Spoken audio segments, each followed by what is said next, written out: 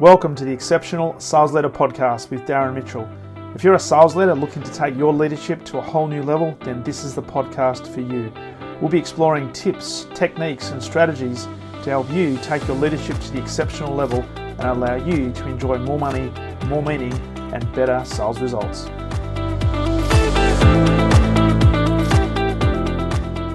Welcome back to the Exceptional Sales Leader Podcast, and a very special welcome to a man that he's got two cameras. He's only operating one camera at the moment, but he's got a very, very nice background, a beautiful a photo wall. Mr. Ken Lundin, all the way from Atlanta, Georgia, and the president and founder of a company called RevHeat. Welcome to the podcast, my friend. Oh, well, this is going to be a blast. I'm excited to be here, Darren, and it's always fun when I get to talk to the people from down under. You'll make lots of bad state references. I'll make lots of bad Australian references. And at the end of the day, we'll create a little book and a cheat sheet so people know what the hell we talked about. That's it. You know what? It's funny you should say that because what I've noticed over the last couple of years, because I've interviewed a lot of people from the States, I've only realized now there's only a small number of euphemisms or phrases that completely go over each other's heads.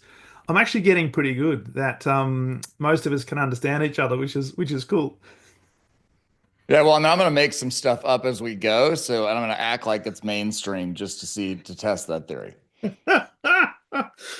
So, mate, really looking forward to this conversation.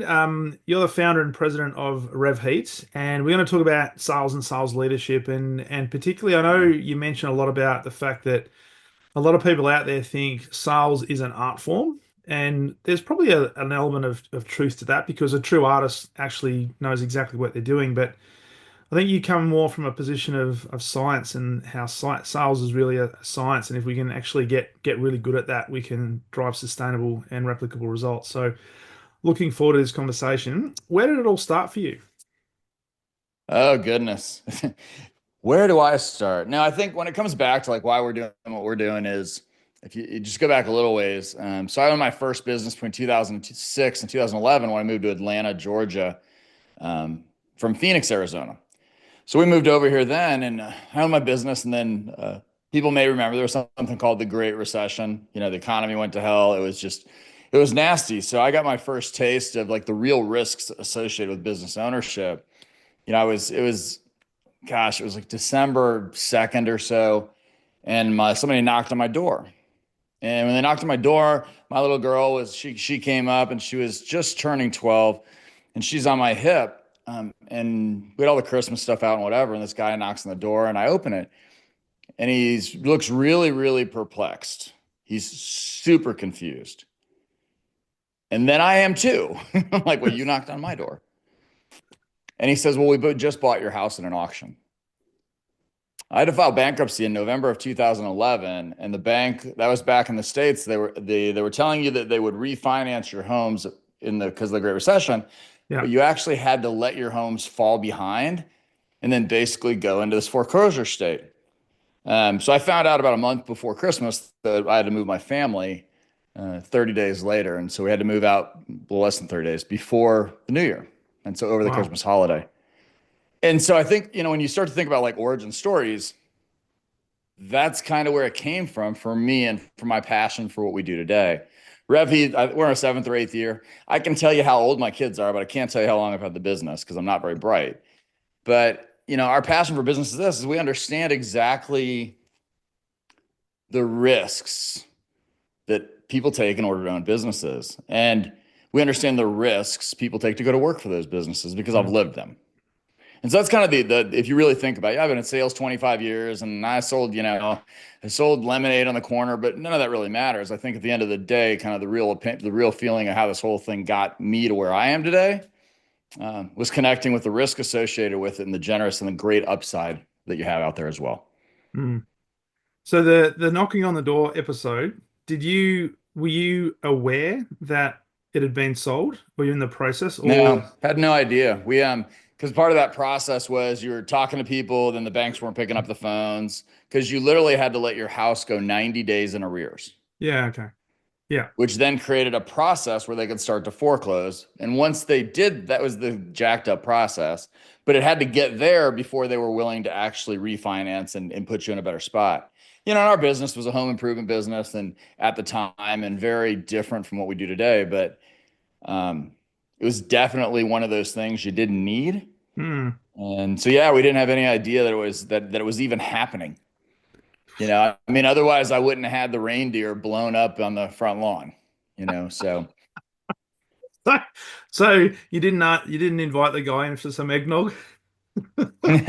No, I mean, he was cool. I guess he could have told us to leave. And so, we spent Christmas there and then we moved on. But yeah, it's interesting too, but because just that experience kind of humanizes the whole process of business ownership for me because you see the risks and the downside that are associated with it.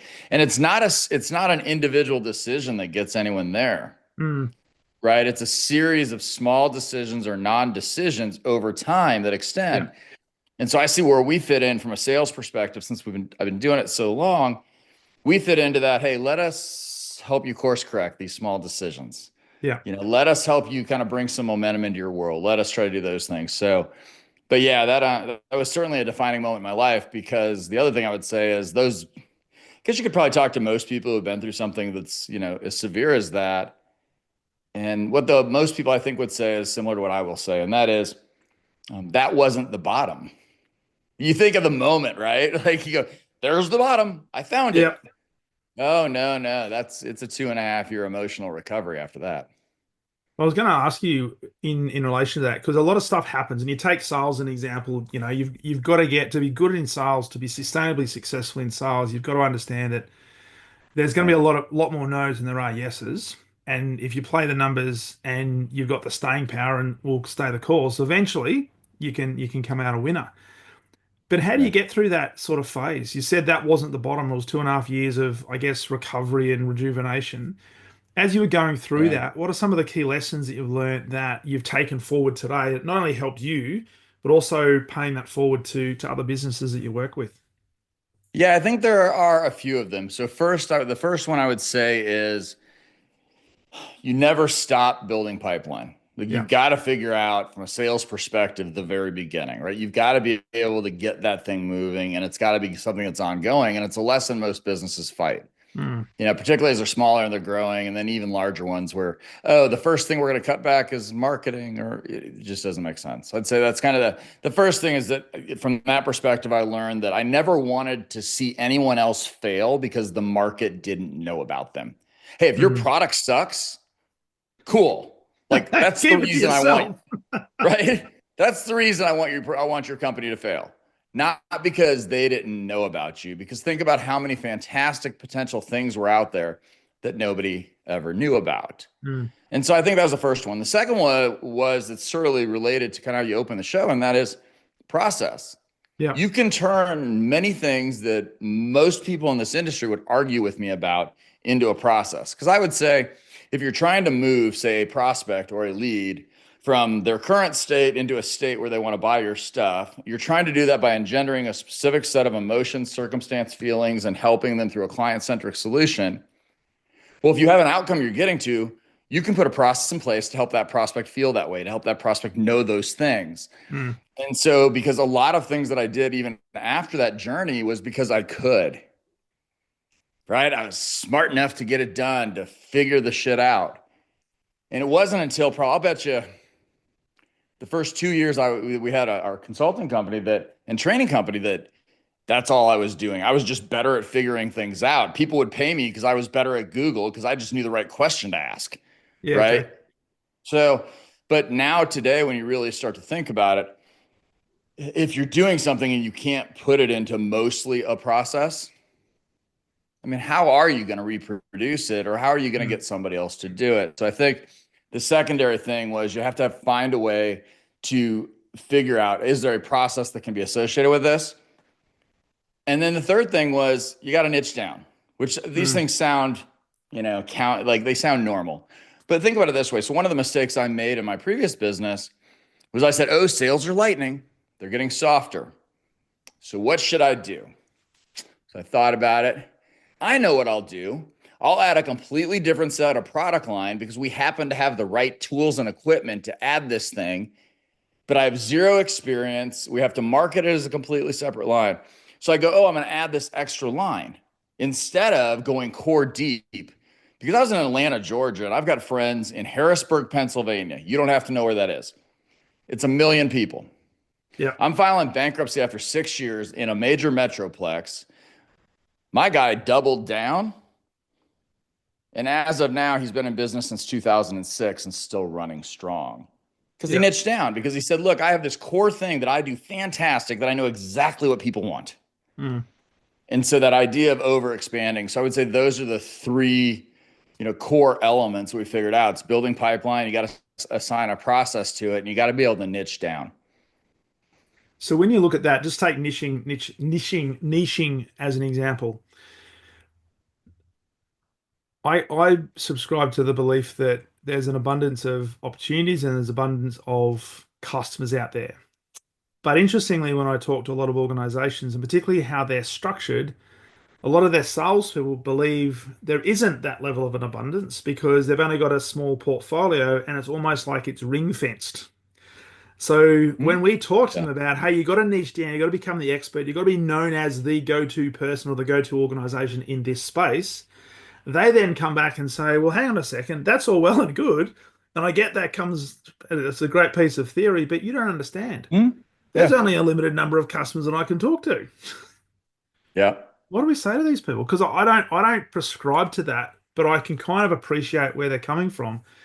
Because the Yeah. companies I've worked for, I've actually experienced the sales structure where you are precluded from talking to Ken's prospect because Ken owns that in the CRM. Yeah. Oh my gosh. Yeah. We'll talk about that whole idea of who can outbound something based on a random account ownership rule of account. But anyway, go ahead. So we're talking about something else, but yeah, that gets me all going. So So what do we say to those people? Because I firmly believe yeah. that if you're going to be an expert in the marketplace, you've got to get known for something specific, right? And hone in on that. Yeah. And don't try to be all things to all people, right? So you've written a book Yeah. called Strategic Selling Unleashed. So I'm Yeah. gonna I'm going to I don't know, this is a dangerous assumption, but I'm gonna assume you don't work with the corner hardware store owner around their sales strategy. No, we don't. If you look at ADIS, I'll tell you what I do, and then I'll come back and answer the question about what to say to that rep. Yeah, So first, what do we do? More than 85% of my business is in and around technology. So what do? We work with B2B companies who are selling solutions to medium and large size companies. Most of them have some sort of consulting or services component. They're complex sales with pursuit teams because our entire methodology is written around who you sell to, which is another thing we can talk about. Most people think, oh, well, that method is for my industry. No, no, no. It's because you're looking at it backwards. Because once again, what do companies do? They're looking inward and they're going, oh, SaaS doesn't do that, or yeah. this doesn't do that. And I'm saying, why don't we try to figure out what your buyer does and let's build that methodology? Who would have So thought? anyway, so we built our methodology around that. So that's most of our stuff. So we're not doing a lot of things that are very transactional in nature. We're doing things where you tend to have longer relationships as well. So yeah, Mm. we've niched Mm. down.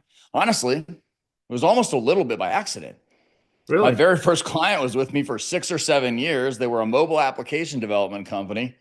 We took them from the edge of bankruptcy to 60 million in 5 years. They sold the company and we just got known for being really good. Nice. So yeah, so we niche down too. And so we eat our own dog food, as they say to some extent. So the rep, here's the interesting thing about the reps. And this is, everybody's going to hate this, but they're going to nod when they hear this. And that's this. Based on we've got a study we did called the State of Sales Skills 2024 Engineering Excellence. And in that report, what we figured out is 50% of sellers do not have the basic set of skills to be successful in sales in their industry or for their company, which should 50%. terrify everybody, huh? 50%. Yeah. It's a big Wow. number. Well, think about it this way. In 2000, there were some numbers that came out earlier this year, and they said in the first half, and I can't remember who it was, or I'd tell you, but they said to the effect of in 2024, 75% of sales reps missed quota in the first half. Mm. And so put that together with the 50% don't have the basic skill sets. Oh, by the way, you don't have these people listening to your podcast because it's the Exceptional Sales Leader podcast, and therefore you get exceptional sales leaders.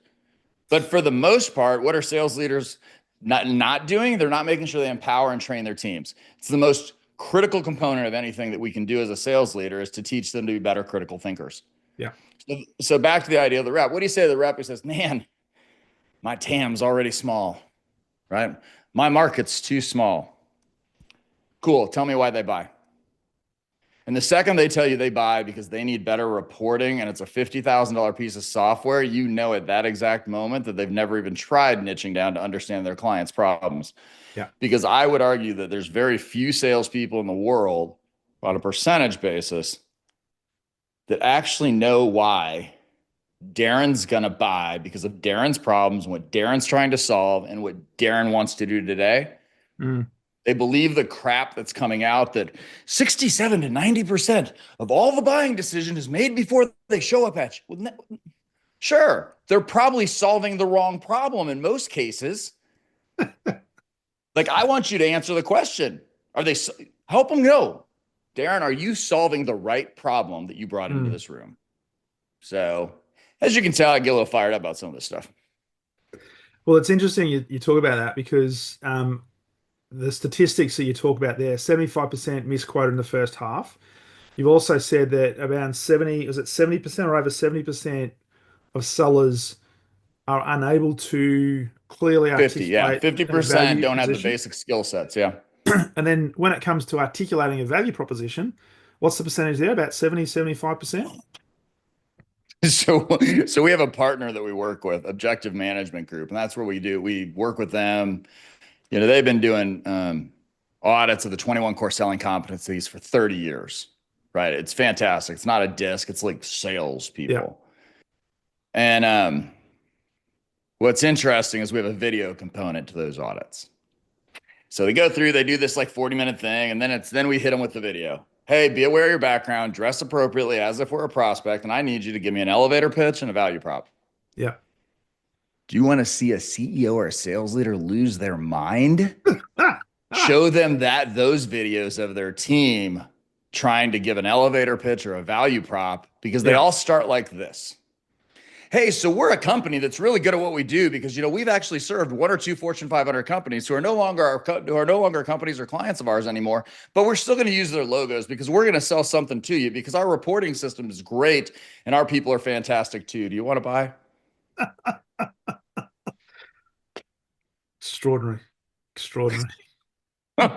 So I wonder when you're talking about that, excuse me, I wonder whether that's a symptom of the lack of dedicated, targeted training. And the training that people get, particularly in organizations, tends to be very product or service focused because we need to have our sales reps really well versed in what our products are. And that's what we give them as avenues to go and talk to their prospects. but do you? Do Do they you what? need that? Do you need to be an No, expert on product? no, no, you don't. Because there's the thing I believe, right? And I say this to my clients all the time. With the greatest amount of respect, your prospects and your customers are not looking for your product. They're not waking up one day and saying, "Oh, I think I might go and buy that SaaS product. Just what I need. That reporting that's gonna Yeah. light my fire." No, what they want is a solution to a problem. My job as a salesperson is to figure out what is that problem, how big is that problem, and how badly do you want to solve it. Yeah. And to create that and to understand it, make sure it's the problem we're solving. I think there's a great framework out there. And honestly, the very first time I saw it and tried to teach it, I probably really sucked at it. But there's a framework out there called Jobs to be Done. You know, and in Jobs to be Done, it basically says the following. It says, look, if you're a bank, what's your product or service? So what's the product or service that they offer? They offer finance. They offer money. Money, right? Yeah. They offer money. Well, here's the problem. That's not what your people are buying. What am I buying? I'm going to the bank for this because the money is servicing the thing, my job to be done, and I want real estate or I want operating capital or I want more equipment or I want to be able to hire more people. Mm, So I would say, you know, on a really basic level, you know, if you're a sales leader or a CEO and you're not at least introducing that jobs to be done framework as part of your onboarding process to allow them to start to think critically about what it is people do with what you do, mm. then you're missing something that's really easy. Because the truth is, you don't have to pay Darren or I to come out and talk to you. You can just look up jobs to be done on Google, and you'll find, 722 pages that'll tell you how to do it. Yeah. Yeah. So why don't they do it? Oh, goodness, Darren. You're going to get me in a lot of trouble today. Oh, all right. I'm just going to say it. So, sales leaders, if you're driving and you're in the car with the CEO, put your AirPods in your ears to listen to this part because you don't want them to hear me talk. The CEOs need to bear more responsibility. Mm. Truth of the matter, because I think one of the fundamental problems and the reason that companies get limited is there's very few CEOs who know how to structure a team, hold them accountable, and then allow them to do their jobs. There's a lot of people who want to be surrounded with people who sound like they know what they're doing, who came from big names, and the CEO doesn't invest their time into learning one of the most important aspects of their business, and that is sales. So they Mm. can't communicate effectively with their sales leader. They can't communicate effectively with their team. They don't understand anything but, did Johnny and Amy hit quota? Yeah. And so I think a fundamental problem, I would say that's true in most companies, in my opinion, below, say, 100 million, Mm. that the CEO needs to bake in. I said the secondary problem we have is this. Hey, as you're a sales manager or a sales leader, and the last time you hired somebody to do sales training, you probably hired them like this. Hey, Darren, why don't you come in and fix my team? Right. And then you're sitting in the conference room or on Zoom and you're multitasking and you're on Slack. And then when you get off that call and Darren gave you all this great knowledge, or Ken did, or your people go, what's the opportunity to close roadmap? And he goes, what the hell's that? What do you Yeah. mean by business needs and motivation? What are you talking about, Johnny? We've got to have something like, you have to normalize language, expectations, and understanding. And I think that starts at the top. And I can just tell you the difference. We have a CEO started working with us a year ago. He's still with us today. He came through one of our programs first. And then we did him, and then we came into a sales team. So we got to put a little structure, system, and process in place. And we tripled their win rate on net new business because he could communicate effectively the expectations and see what was happening so he could have a real conversation with his sales team and his managers. Knock me over with a feather. I don't know. I get it. One of the things we get, right? It's complicated. Don't get me wrong. But But is it? It's as you were talking, it's like I've seen this all the time. Like even a yeah. sales manager will bring in somebody like me and somebody like you and says, right, you do need to fix my sales team because they're not performing. And they place all the responsibility on you as the trainer, as if you've got Yeah. the elixir. By the way, you're gonna talk to him 3 hours a month, That's right. and then the other person's not gonna hold him accountable at all. Yeah, I don't know. Like when I say it, like I hope somebody got how illogical that sounded. Well, it's nuts because then when you have a conversation with a sales leader and say, hey, it's really important that you're in this as well because you're the one that's going to be, I guess, the custodian of all the stuff we're going to talk about. You need to make sure the language is consistent. They say, "Oh no, I'm really busy. I've got a strategic meeting got to get to. I've got to sit down and do some strategy for the next quarter with my CEO." I'm gonna spend all my time buried behind my sales tech stack looking at reports that I can't actually do anything about because I don't have the information or the power because the sales team hasn't done well enough to allow me a real seat in the executive meeting. Oh man, see what happens. So Darren, I blame you for this because you caught me late at night, and it's before I have my first drink. So I'm a little saucy tonight, my man. But that's good though, right? We need to actually bring this to the surface because Yeah, sales leaders need to understand that it's their responsibility. It's not their sales team. Their sales team is a yeah, reflection of them, just like the yeah, company is a reflection of the CEO. yeah. I mean, like, would you look at your kids, and this is maybe stretching a point to make a point, but you're gonna look at your kids and go, "Not my responsibility," That's right. right? Like, it's one of those things. I mean, but you know what? It brings up a good point. So let me ask you a question. So here's the question I have. But on the other hand, what's a sales leader supposed to say to their boss, the CEO? They say, Darren, I, I know I need your help, man, but I got a problem. I've been here 4 months, Yeah. And this team, well, they weren't good before, and they certainly haven't done much better since. But what am I going to say to the CEO because he thinks he hired me to do this? What do you tell that sales leader? Because that's a real problem because they're worried about damaging their reputation and their ego. It's a really good question, and there's probably a multitude of different responses to that. One of the first things I'll be looking at is from a sales leader's point of view, what is your purpose for being there? Is your purpose to help create an environment where the team can excel and become great, in which case it's not about you? Or are you there to be the, I guess, the oracle? You're the font of all knowledge that you're going to give all this 25 years plus of experience, and all of a sudden they're going to turn the ship around. Um, I would go down the road of the authentic path to say, hey, you brought me in to do a job. That job is to turn this business around and turn this sales team around so they can deliver sustainable results. In order to do that, we need to bring some outside perspective to work with us to do that, right? And whatever, and remove myself from the outcome. Now, it's easy to say, harder to do when you're in that particular position, particularly if you've got car payments, mortgage payments, private health, all that sort of stuff. But I look for sales leaders who are exceptional, and they're the ones that do not make it about themselves. They always make it about the business, and they make it about the team. So they will, if they need to, fall on the sword.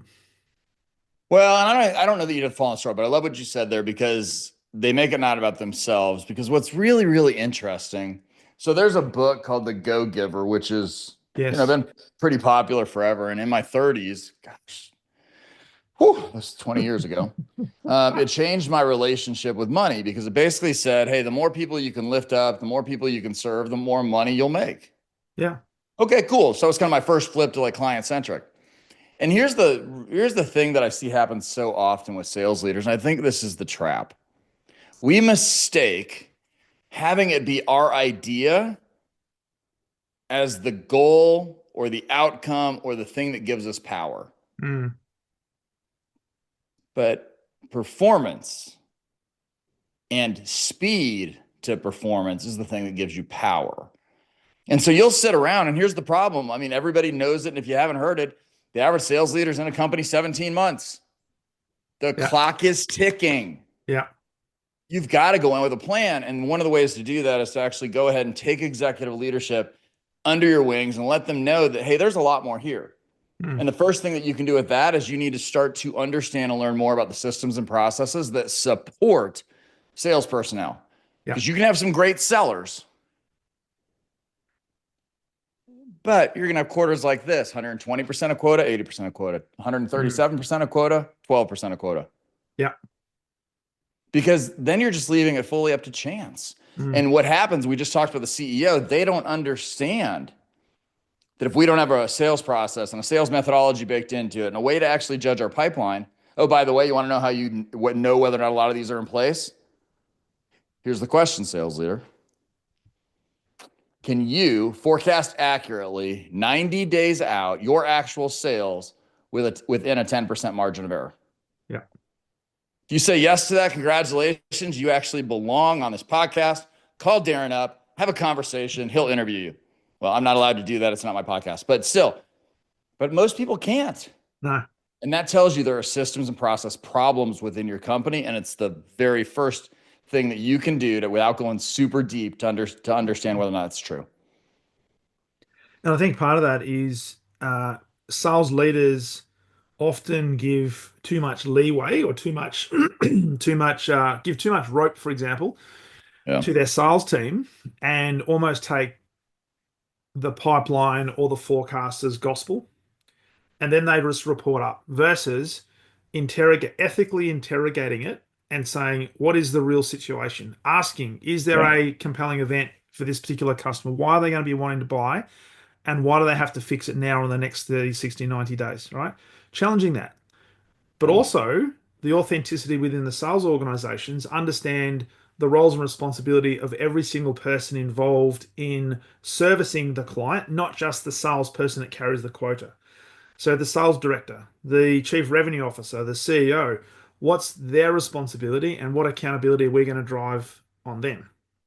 Yeah. not allowing them to sit in their ivory tower. An interesting way to think about it is pick, like, so here's the thing. Honest truth, like, I just wrote an onboarding plan that was 122 pages for 120 days, right? Like, so, I mean, there's stuff, right? You can get absolutely insane about this stuff.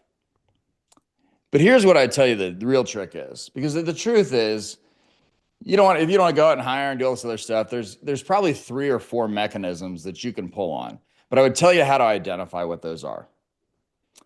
Identify the thing that if you change it, it has downstream positive impact. Yeah. As an example, so I told you about my very first client. So we had a CEO named Stacy Henry. She's fantastic, and she's retired now, which I'm very mad about because I like working with her. But so she had this thing where she was maniacally focused on, do you have the next step in the CRM? Yeah. But think like, and it seems like, oh, such an easy thing. That's a CRM thing.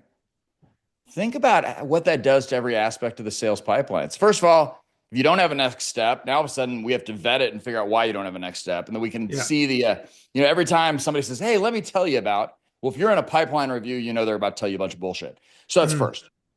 But that one effect, right? It says, okay, now you can inspect this because there isn't that. Oh, now there's this date. Oh, there isn't that. Oh, are we like, there's this downstream set of consequences. There's 3 or 4 things that come just because she said, set the next call. Yeah.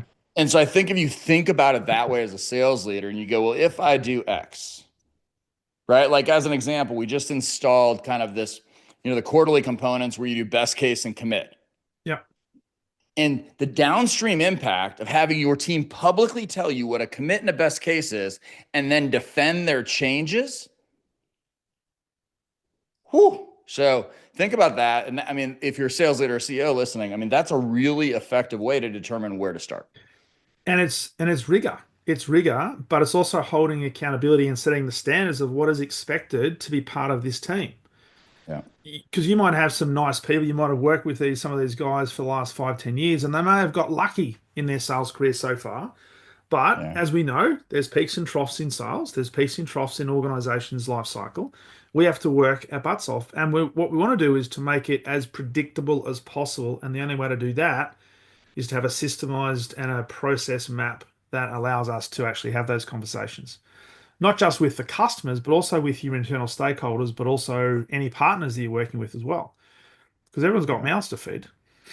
So let's go back and tie that all together, right? So you and I have talked a lot about process, and quite frankly, many people right now, their eyes have rolled back in their head. Other than the fact you're great to listen to because you're an Aussie, but their eyes roll back in their head because like process, process, process. Everybody says that. So let's talk about how the art and the science fit together. Yeah. And so here it is, because somebody's going to say to me, well, no, Jamie's a really great seller all the time. Okay, that's true.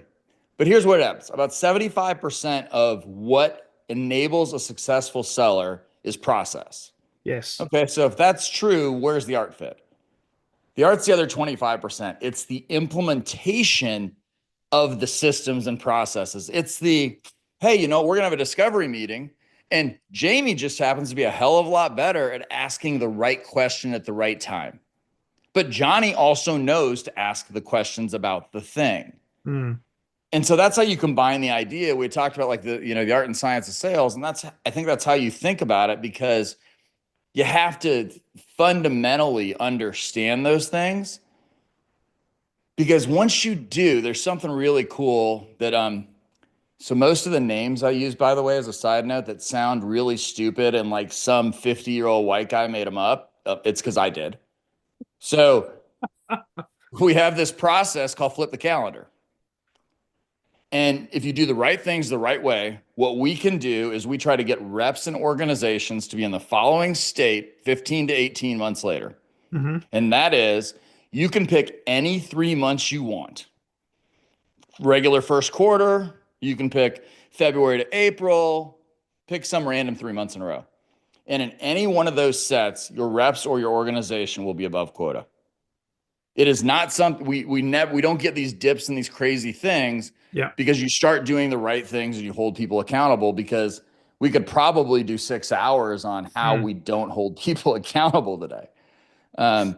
But imagine how that would be if you're no longer like sitting by your computer or your phone waiting for the call on the Thursday night before the quarter ends on Saturday because you're trying to get the one across the line that you gave the too big a discount to that's going to crush your margins and turn them into a pain in the ass customer. That's it. So I don't know. That's all Just some about guys' predictability, thoughts. right? Huh? But it's predictability. Yeah. And when you look at it, and people might think, oh, process, it's all beige, it's not exciting. But being doing ordinary things extraordinarily well consistently delivers exceptional results. Yeah. So it's the fundamentals. So as a sales leader and as a salesperson, there are certain things that are just non-negotiable in terms of what we have to do to put ourselves in a position to be able to serve customers and hopefully get them to the point where they'll be sustainably loyal contributors, right? Um, so I like the reference that the art form is doing the basics really well and bringing your own personality into it, but don't ever forget the fundamentals of what you got there, what got you there. Yeah, like let's talk about it this way. So, very few companies, I think you probably agree with this. Very few companies have a real kind of sales process or system. They've got something in Salesforce or HubSpot, and we arbitrarily kind of move people because we had a conversation. And I guess my thing is on because I got a thumbs up. But No, the that was me. I just sometimes Zoom does the it does, I don't know what it's doing.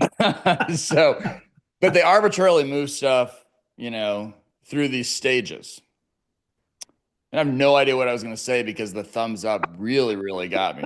What the hell were we talking We about? were talking about process and art forms and science.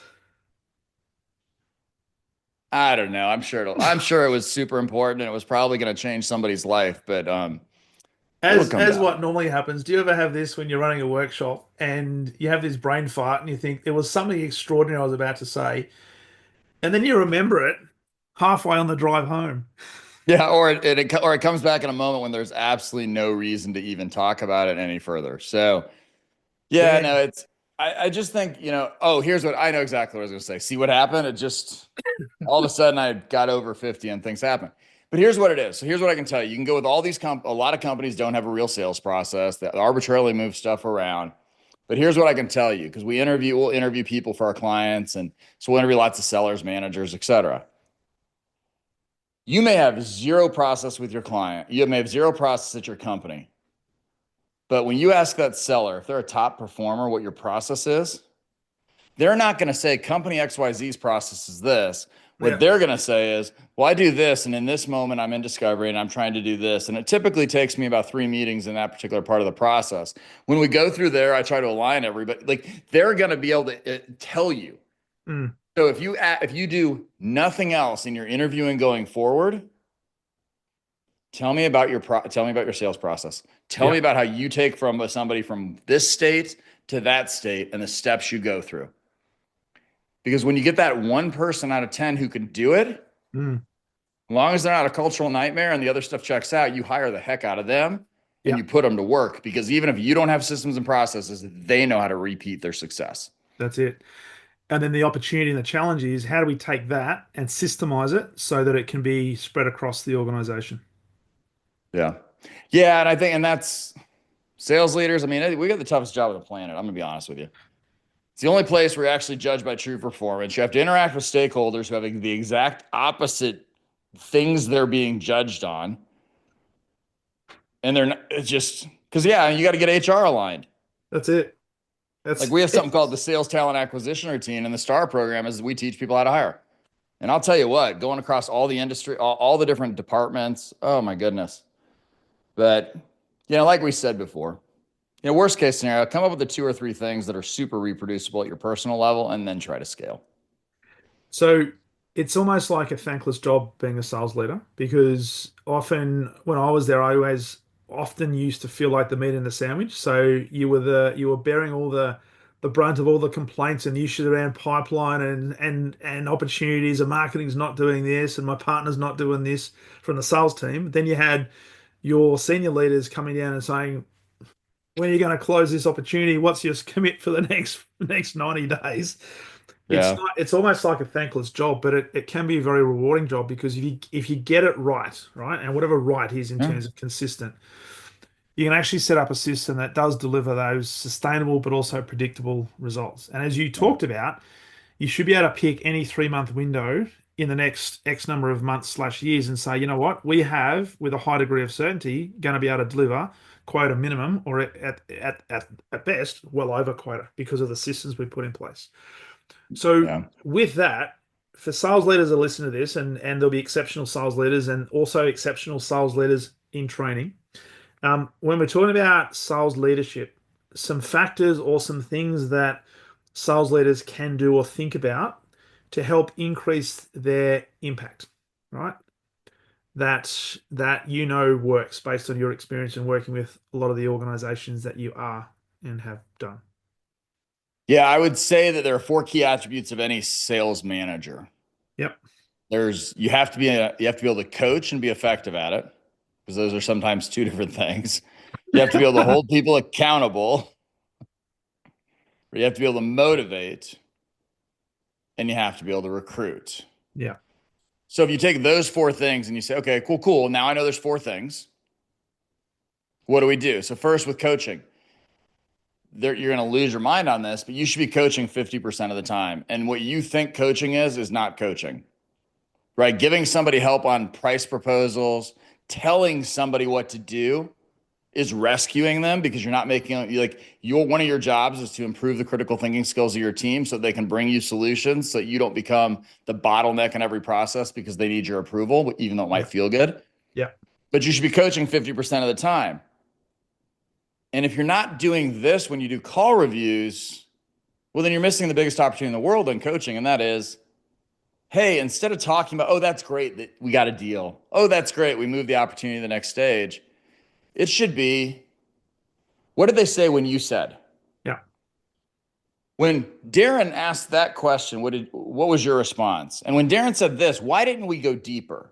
Mm-hmm. You have to be coaching to selling skills, not deal skills. So I think that's probably first. Accountability, let's just leave that out there in this big, overwhelming box that I don't know how it is in Australia, but holy cow, if I could just get people to set smart goals, they would perform so much better. Um, Go to Isn't it? Isn't it? motivation, right? And Oh I think man. motivation's the other piece. I have a belief that it's your obligation as a sales leader to understand the personal goals of your team and to be able to show them exactly how your company is going to help them reach those goals. Mm. And when that's no longer possible, it's cool if we part ways. That's it. But I can't tell you how often I go to a sales leader and what do they say? Oh, Johnny wants to make more money. Maybe, but we know that of the top 10% of sellers that we had in our study, which was almost 13,000 last year, in that top 10%, 50% of them were intrinsically motivated. Right? The money's great, but we don't do it to get paid. And so I think there's this motivation gap where, as sales managers, like, are you writing a plan for yourself with action items and using SMART goals? Yeah. And if you're one of the few who is, are you teaching your team to do it? That's it. So I really think those are kind of the two components. If you really want to talk about it, if I coach, I'm making them better and I'm in the moment, I can do real game time reviews. And if I understand them, because sales management and leadership is a belly to belly sport. It is. And people want you to be visible, not sitting in your desk navel gazing and talking to spreadsheets about forecasts. Yeah. Yeah, and we know the spreadsheets are bullshit anyway. I mean, honestly, all I got to do is put a different number in cell C3 and everything changes. And that's just not the way the real world works. That's it.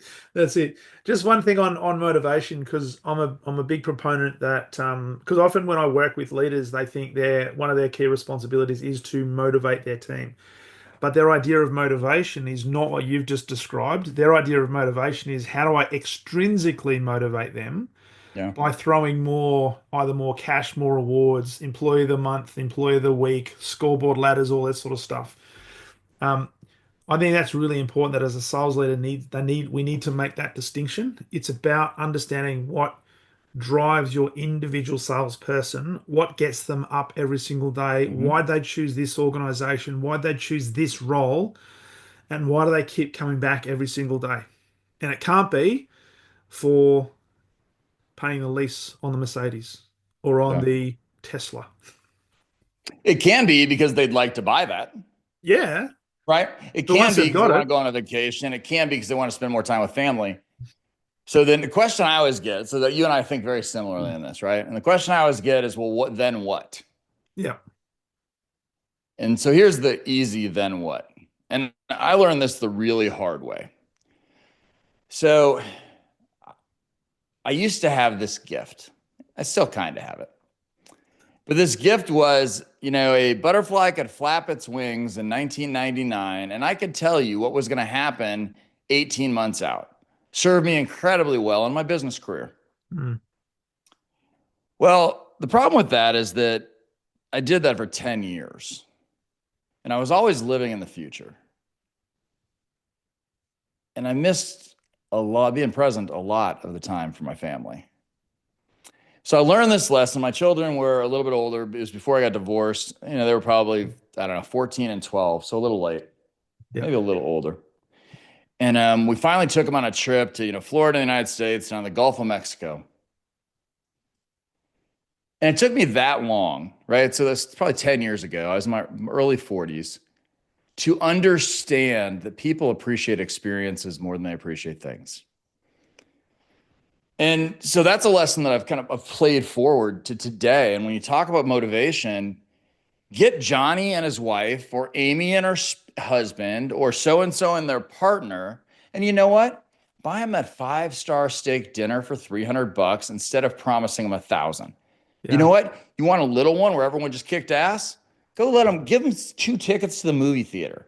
yeah, You want to know how, like, and the problem that we think, we've missed, especially now that we're in this remote environment, yeah. it doesn't always have to be because you played a game. No, that's right. Right? It could be like, Darren, you know what? I was just thinking today, and you're awesome. Look in your email because what I just did is I would love for you to take one of your kids, your wife, whatever it is, go to the movies. My only Yeah, caveat is this: you got to come back and tell us all about it. yeah.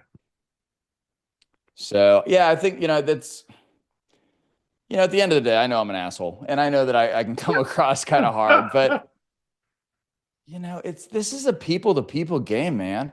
It I had is. somebody a long time ago, probably about 15 years ago, and they said to me, "I've never seen a building sign a check." And somehow we think we're selling to companies, not to people. That's it. That's it. Humanize the whole process, and you can ignore almost everything that we've said if you humanize the process, you care about others, because if you'll help other people get what they want, you'll get plenty of what you want, to really butcher an old Zig Ziglar saying.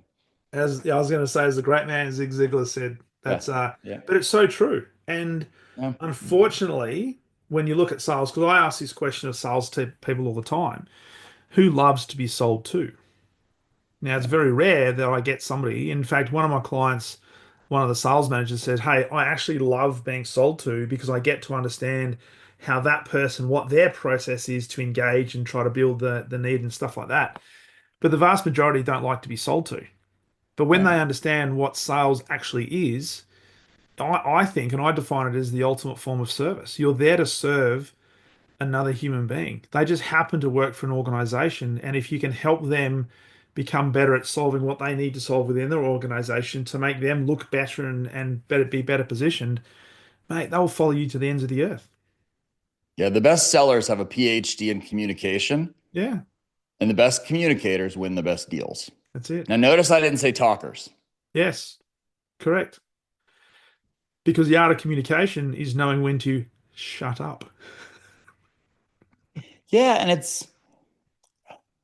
And so I used to do some training for a company called Aslan Training based here in the United States. And they had a concept, which I give them credit for whenever I'm public, but I don't know that I do it all the time. So I'm sorry, Tom. But it's called the pounce principle. The pounce.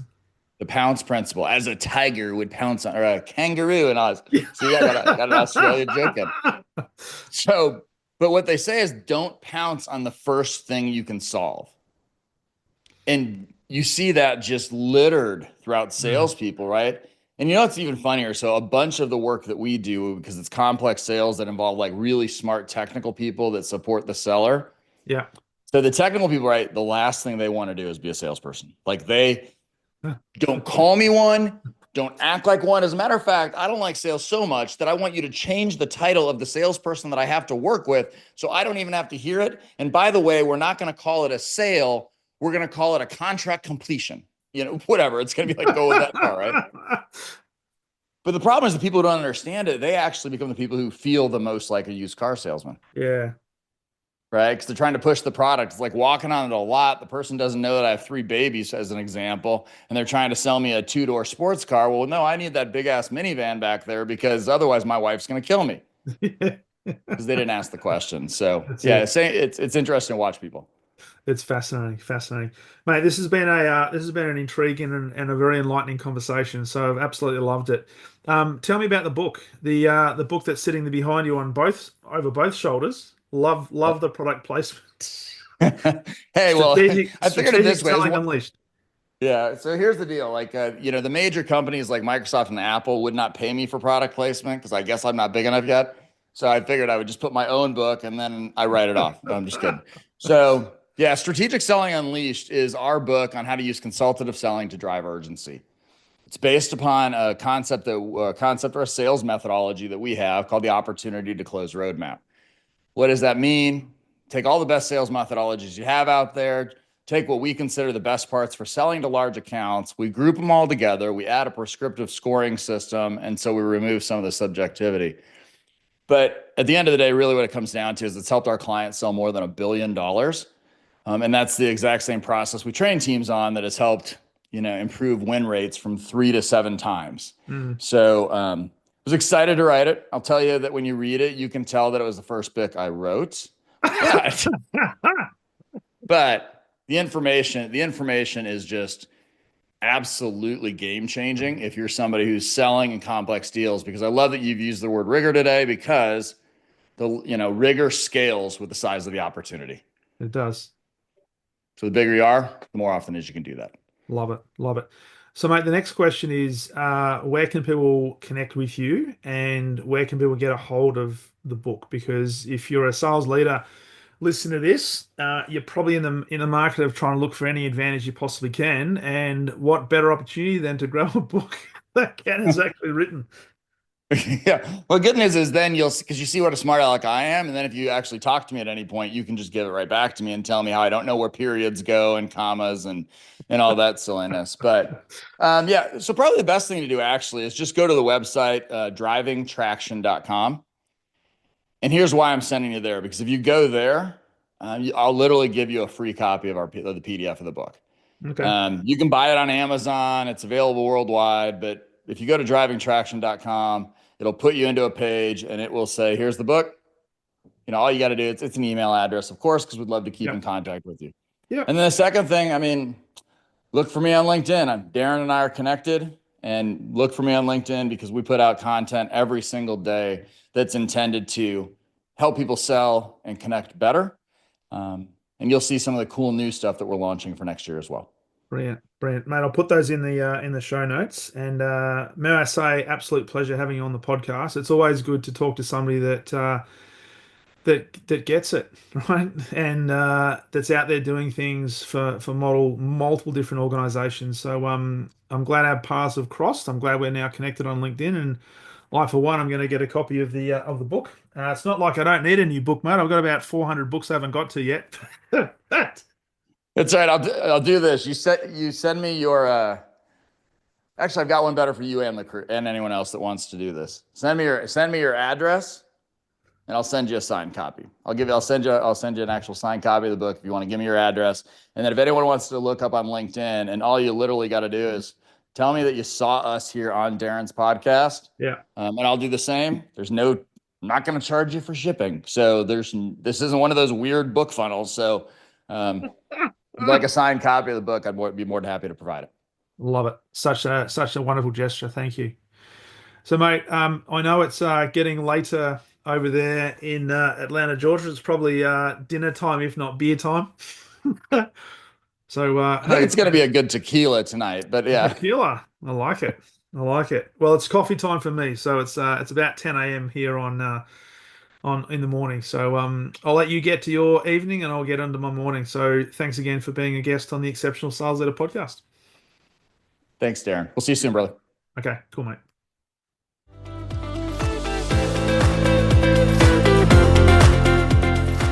Thank you for listening to the Exceptional Sales Leader podcast. I trust the information in this episode has been helpful in your journey towards becoming exceptional.